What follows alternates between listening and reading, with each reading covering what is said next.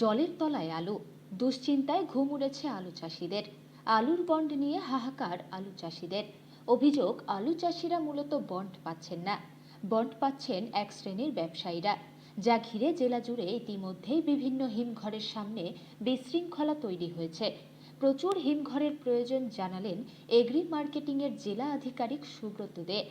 আবহাওয়া দপ্তর আগেই জানিয়ে দিয়েছিল, দক্ষিণবঙ্গের পাশাপাশি উত্তরবঙ্গের জলপাইগুড়ি জেলা সহ কয়েকটি জেলায় ঝড়ো হাওয়া, বজ্রবিদ্যুৎ সহ বৃষ্টিপাতের সম্ভাবনা রয়েছে।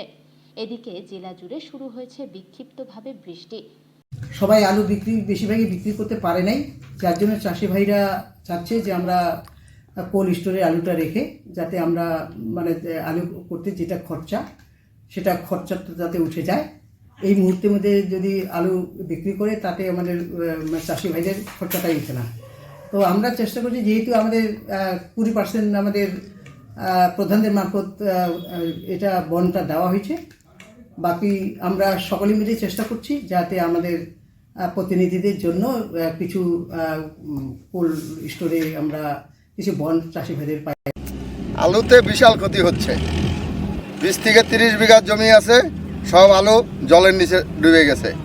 আমরা স্টোরে যাচ্ছি, স্টোরে কোনো রকম কোনো বন্ড পাচ্ছি না। বনের কালোবাজারি হচ্ছে, নেতারা বিক্রি করতেছে, টাকা দিয়ে বন্ড কিনে নিচ্ছে, কৃষক বন্ড পাচ্ছে না।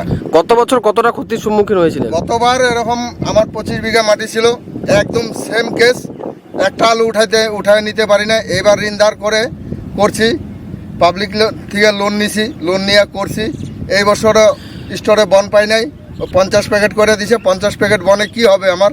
এখনো কতটা আলু জলের নিচে আছে? এখনো আমার 15 থেকে 20 বিঘা মাটি জলের নিচে। এরকম কত কৃষক আছে আপনার মতো এরকম যাদের আলু জলের নিচে? আমার মতন এরকম অনেকেই আছে, কেবল 2 দিন 3 দিন কেউ উঠাইছে। যার 30 বিঘা আছে সে 10 বিঘা উঠাইছে, তার 20 বিঘা মাটি রয়ে গেছে। এই যে মাঠে এখন গাড়ি ঢুকানো যাচ্ছে, আলু কি তোলা যাচ্ছে? না, গাড়ি ঢুকানো যাচ্ছে না, আলু উঠানো যাচ্ছে না। গাড়ি ঢুকালে পরে গাড়ি ফাইসে যাচ্ছে, গাড়ির ডামারে দিতে হচ্ছে, লেবাররা কাজ করতে যাচ্ছে না।